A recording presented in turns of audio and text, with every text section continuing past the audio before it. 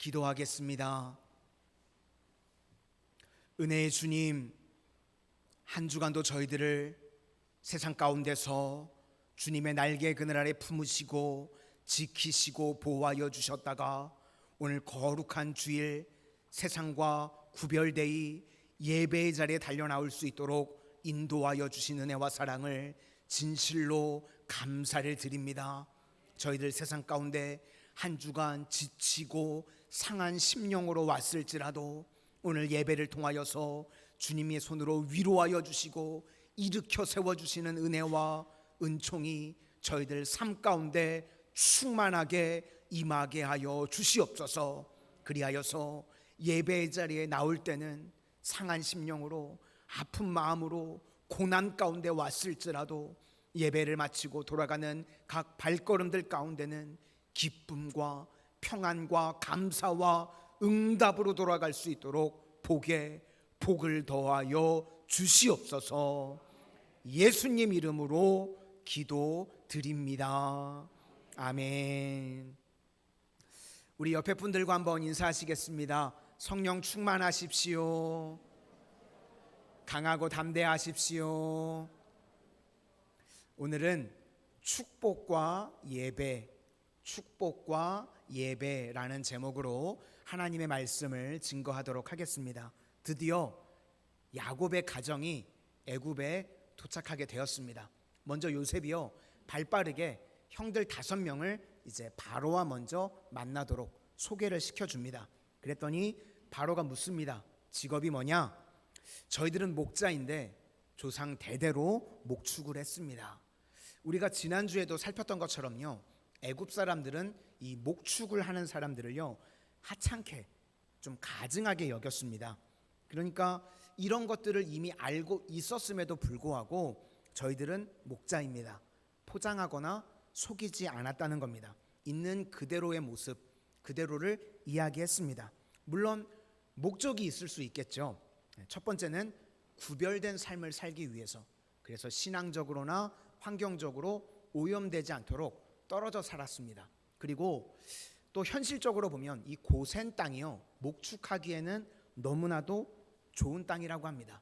그러니까 현실적인 유리함도 있을 수 있고, 또 나일강을 중심으로요 북동쪽에 있어서 가나안 땅으로 가기에도 이게 용이한 땅이라고 합니다. 그러니까 뭐 이렇게 고센 땅에 살고 싶어서 그랬는지는 모르겠지만 어떻게 됐든지 속이지 않고 있는 그대로 우리는 목축을 하는 목자들입니다.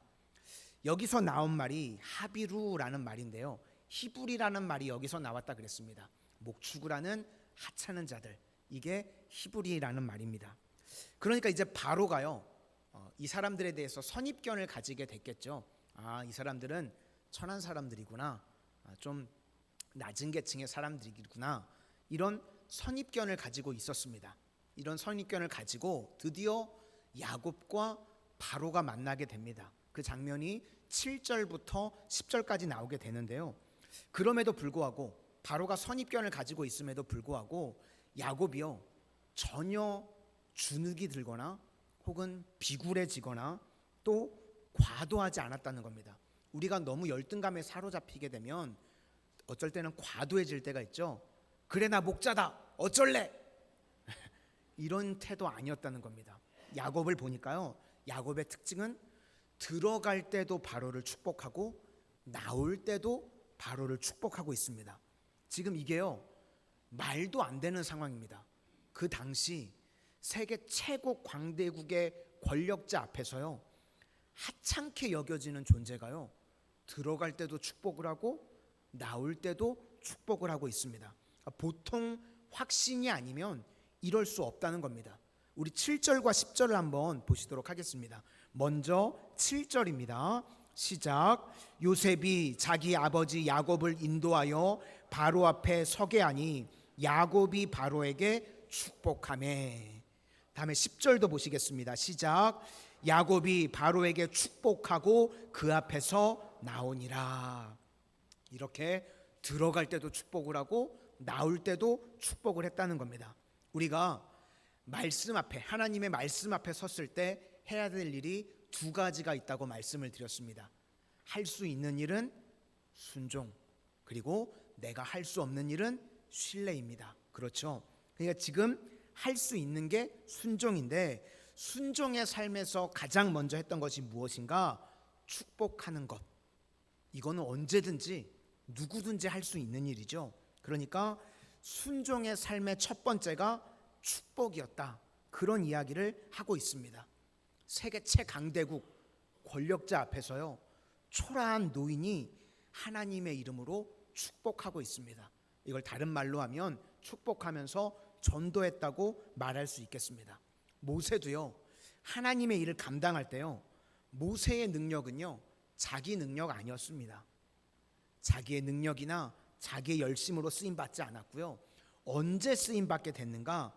하나님의 도우심이 있을 때, 모세가 그때 쓰임받게 됩니다. 우리도 마찬가지입니다. 우리가 하나님 앞에 언제 쓰임받게 되는가? 내가 그렇게 자랑스러워하는 내 자신이 다 제거되어지고, 보잘것없는 내 자신이요, 하나님만을 의지하게 될 때, 그때 능력 있게 쓰임받게 된다는 것입니다.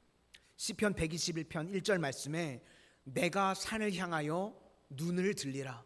나의 도움이 어디서 올까? 나의 도움은 천지를 지으신 여호와에게서로다. 오늘도 나의 도움이 천지를 지으신 여호와에게서부터 오는 줄 믿으시기를 바랍니다. 그리고 또 한 가지는요, 믿음의 백성이 해야 될 일은요, 세상을 축복하는 것입니다. 우리는 세상의 축복의 통로로 부르심을 받았습니다. 우리 성도님들 한 분 한 분이요, 세상의 축복의 통로라는 겁니다. 그래서 우리는 민족 대한민국을 위해서 축복해야 되고요, 우리 마산 성은교회를 축복해야 되고요, 옆에 계시는 성도님들, 내 이웃들을 축복해야 된다는 것입니다. 다윗 왕이요, 일을 마치고 퇴근을 해서 집에 들어올 때 퇴근의 의미가 무엇인지 아십니까? 다윗이 왜 퇴근을 해서 집에 왔는가? 축복하려고 집에 왔다는 겁니다. 사무엘하 6장 20절 말씀에 다윗이 자기의 가족에게 축복하러 돌아오매, 퇴근을 해서 들어오는 목적이 가족을 축복하려고 다윗이 왔답니다. 우리 성도님들도 세상에서 직장에 갔다가 집에 돌아들 오시죠? 왜 돌아오시죠? 배고파서, 좀 이제 쉬려고. 제일 큰 목적은 축복하려고 오시는 겁니다. 우리 가정, 우리 자녀들 집에서, 세상에서 돌아오실 때 축복하려고 돌아오실 수 있기를 소망합니다. 그래서 우리는요, 인생 전체가요, 축복의 인생이 되는 겁니다. 어느 곳에 있든지 누구든지 우리 축복할 수 있습니다. 그래서 저도요, 우리나라를 축복합니다. 하나님께서 우리나라를요, 계속해서 창대의 복을 부어주셔서 말세에 세계 선교의 사명을 끝까지 감당하는 나라가 될 수 있도록 축복하고 기도합니다. 지금 또 남북이 분단되어져 있는데 오직 복음으로 이 민족이 하나 되어져서 마음껏 하나님을 예배하는 나라가 될 수 있도록 축복하고 기도합니다. 또 저는요, 우리 마산 성은교회를 축복합니다. 우리 교회에 들어오는 이들마다 구원받고, 우리 교회에 들어오는 이들마다 잘되고, 우리 교회에 들어오는 이들마다 치유와 회복의 역사가 임하게 되시기를 주님의 이름으로 축복합니다. 그래서 우리 성도님들도요, 나라를 위해서 축복하면서 기도하시고, 우리 교회를 위해서 축복하면서 기도하시고, 우리 옆에 있는 성도님들을 바라보면서 꼴배기 싫다고 하지 마시고 축복하면서 기도해 주실 수 있기를 부탁을 드립니다. 그렇게 되면요, 나라가 살아나게 되고요, 교회가 부흥하게 되고요, 성도님들 각 가정이 일어나게 되는 줄로 믿습니다. 이제 야곱이 축복하려고 바로에게 들어갑니다. 그랬더니 바로가 묻죠. 나이가 몇 살이냐? 나이가 얼마냐? 질문을 들어보니까요, 이게 뭐 우리나라랑 질문이 거의 똑같은 것 같아요. 맨날 묻는 게 직업이 뭐냐? 너 나이가 몇 살이냐? 민증 까봐라. 그렇죠? 지금 바로가 똑같이 묻습니다. 나이가 몇 살이냐? 그랬더니 이제 바로 앞에서 야곱이 이야기합니다. 130세입니다. 그런데 좀 특이한 게 있는데요, 나그네 인생을 살았는데 험악한 인생을 살았습니다 라고 이야기를 합니다. 우리 8절과 9절을 한번 보시도록 하겠습니다. 8절과 9절입니다. 시작. 바로가 야곱에게 묻되 내 나이가 얼마냐? 야곱이 바로에게 아뢰되 내 나그네 길의 세월이 130년이니이다. 내 나이가 얼마 못되니 우리 조상의 나그네 길의 연조에 미치지 못하나 험악한 세월을 보내었나이다 하고. 왜 야곱이 험악한 세월을 보냈죠? 내 힘으로 얻으려고 하니까, 내 힘으로 살려고 하니까요, 험악한 인생을 살았다는 겁니다. 야곱의 이름 뜻 자체가요, 뒤꿈치를 잡는 자죠. 그러니까 뭐든지 다 내 힘으로 이루려고 하니까 험악한 인생을 살게 됐다는 것입니다. 우리도 마찬가지입니다.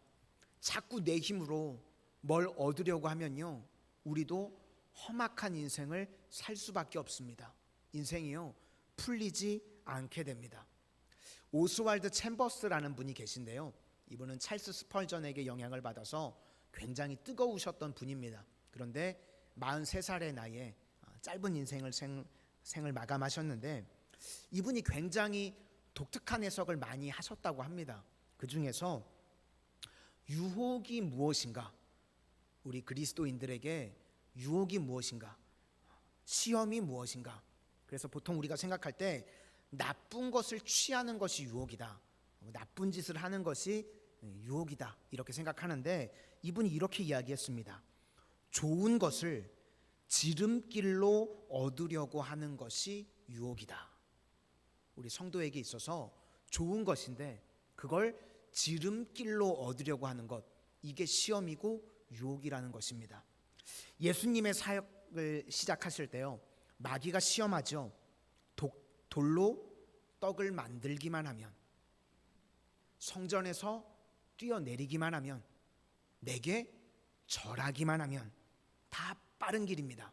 사람들한테 인정받고 사람들 앞에서 유명해지는, 이렇게 지름길로 가려고 하는 모든 것들이 다 시험이라는 것입니다. 그런 의미에서요, 야곱은요, 인생 전체가 시험이고 유혹이었습니다. 뭐든지 다 빨리 가려고 그랬죠.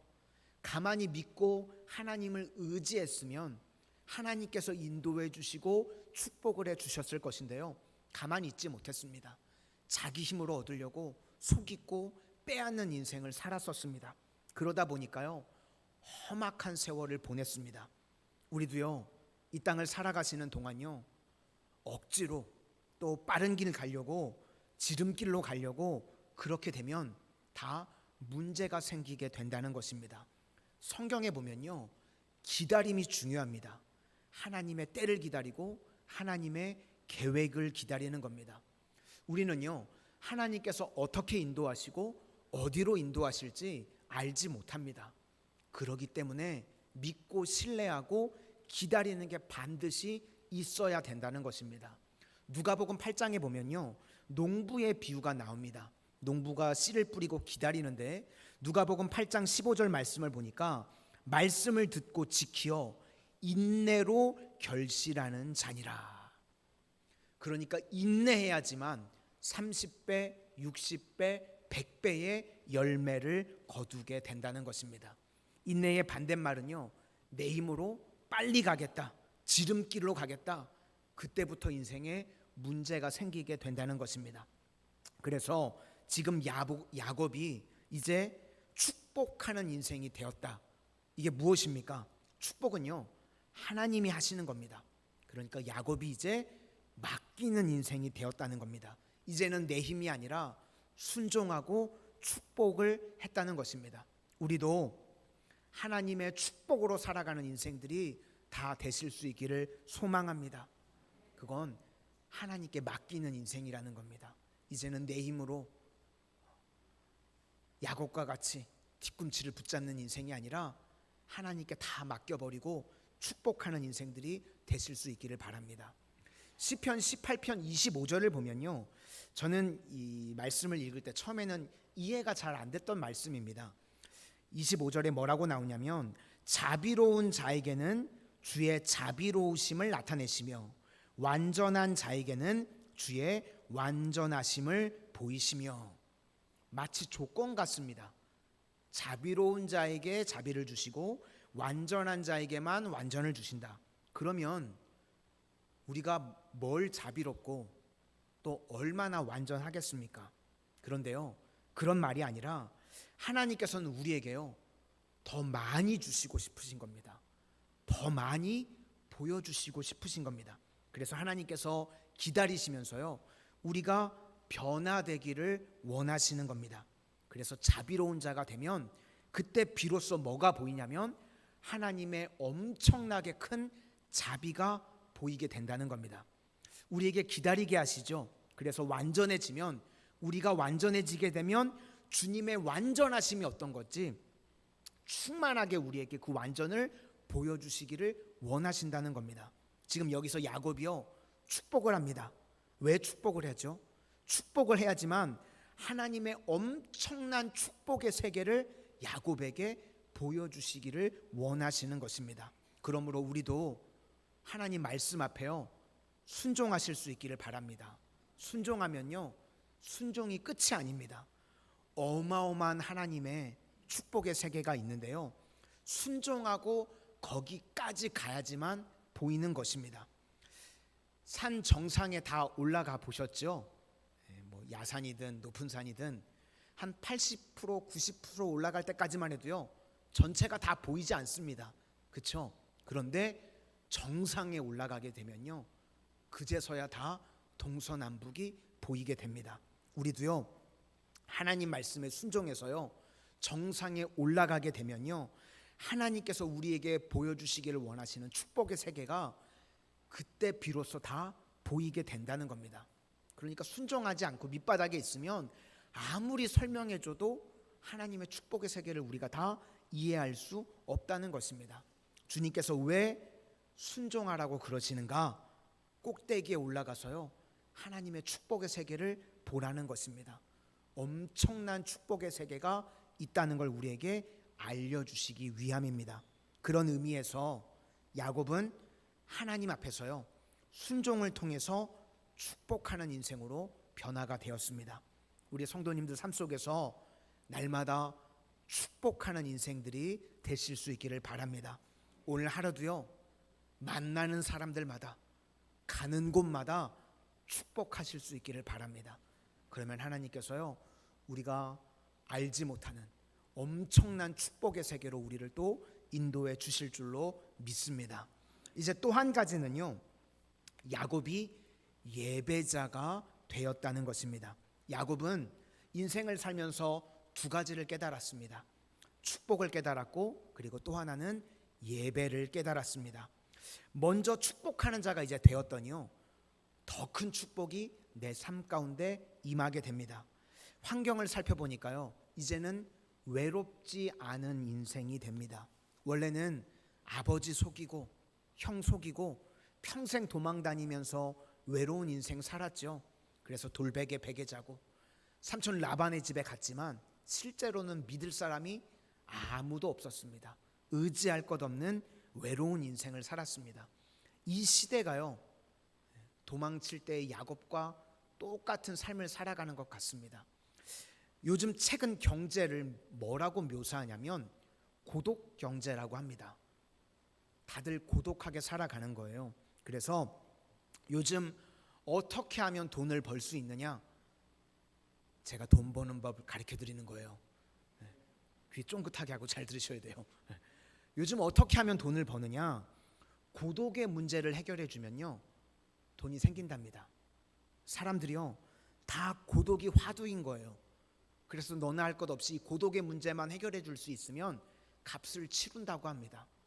어느 순간 식당도 보니까요 다 혼밥하는 테이블들이 생겼더라고요. 그죠? 불과 얼마 안 됐을걸요? 그런 식당이 없었어요. 그런데 이제는 다 혼자서 밥을 먹는 그런 시대가 되어버렸습니다. 야곱은요 정말 고독이 뭔지 아는 인생이었습니다. 그런데 이제 130세부터 17년 147세까지요 애굽에 와서 고독이 없는 온 가족과 함께하는 풍요로운 인생을 살게 되었다는 겁니다. 야곱이요 축복을 했더니 자기 인생에 축복이 밀어닥치는 인생이 되었다는 것입니다. 우리 성도님들도 평생에 고독하지 않은 인생이 되기를 축원합니다. 축복하면요, 우리가 나라를, 교회를, 이웃을 축복하면요, 그 축복이요 내게 밀어닥치게 되는 줄로 믿습니다. 우리 27절과 28절도 한번 보시겠습니다. 27절과 28절입니다. 시작. 이스라엘 족속이 애굽 고센 땅에 거주하며 거기서 생업을 얻어 생육하고 번성하였더라. 야곱이 애굽 땅에 17년을 거주하였으니 그의 나이가 147세라. 이렇게 17년 동안을 야곱이 유복하게 살았다는 것입니다. 그리고 이제 드디어 임종의 시간이 다가옵니다. 누구에게나 마찬가지입니다. 우리 성도님들, 우리 모두요 다 임종의 시간이 다가옵니다. 그런데 성도는요, 이 죽음이라고 하는 것이요 단절이 아닙니다. 연결되어 있는 겁니다. 그래서 잠 깨서 세상이면 예배드리러 오시면 돼요. 근데 잠 깼는데 낯선 분이 웃고 계시죠? 그분이 누굴까요? 예수님. 천국에 오신 거예요.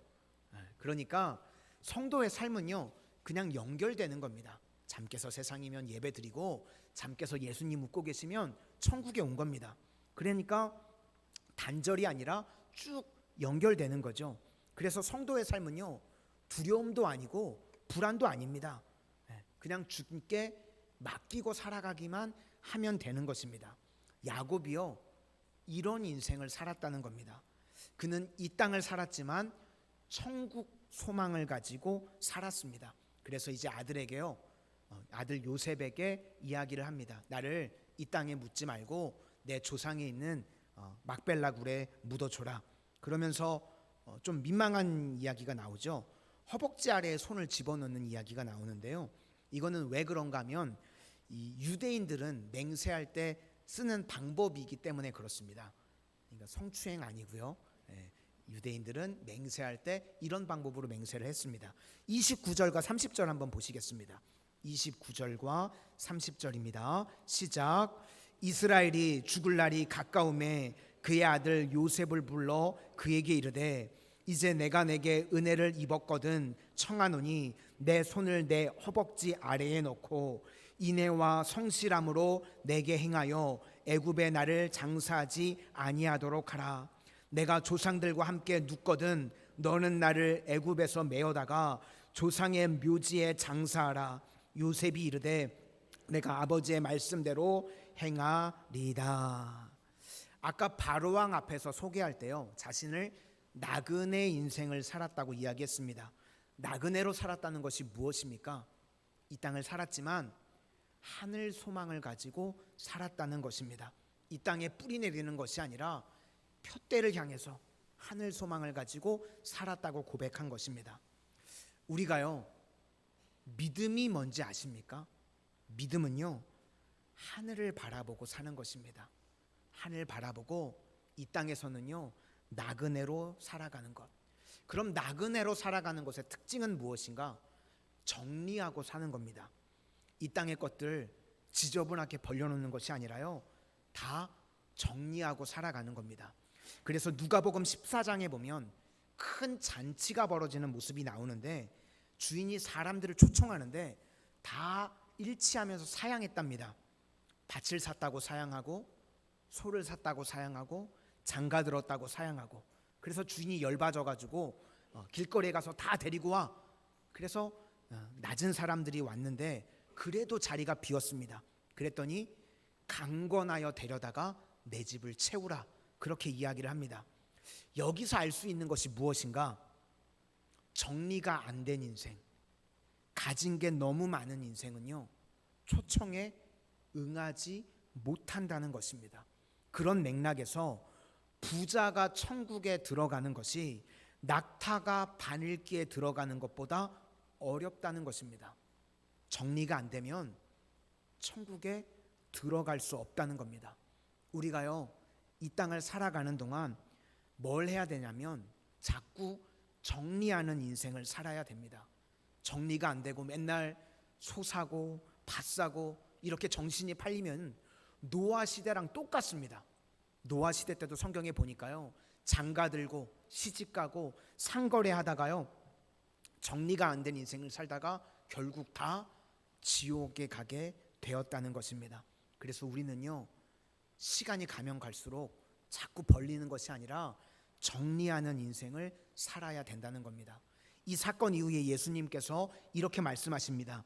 누가복음 14장 26절 말씀에 무릇 내게 오는 자가 자기 부모와 처자와 형제와 자매와 더욱이 자기 목숨까지 미워하지 아니하면 능히 내 제자가 되지 못하고. 가족들 미워하라는 이야기가 아닙니다. 무슨 이야기입니까? 정리하고 살라는 겁니다. 그래서 27절에 누구든지 자기 십자가를 지고 나를 따르지 않는 자도 능히 내 제자가 되지 못하리라.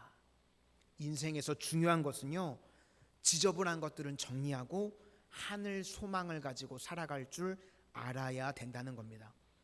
야곱도 원래는요, 막 벌리는 인생, 험악한 인생을 살았습니다. 그런데 시간이 가면서요, 이제 중요한 포인트를 붙들게 됩니다. 우리도요, 정리가 무엇이냐면 나이가 들수록요, 예배가 불가능한 인생을 사시면 안 됩니다. 내가 벌려놓은 이 중요한 일 때문에 예배 드리는 것이 불가능해지는 인생, 우리 그런 인생을 살아서는 안 된다는 겁니다. 야곱은 철저하게 정리하다가 하나님 앞에 경배하고 예배하다가 이제 죽습니다. 31절을 보시겠습니다.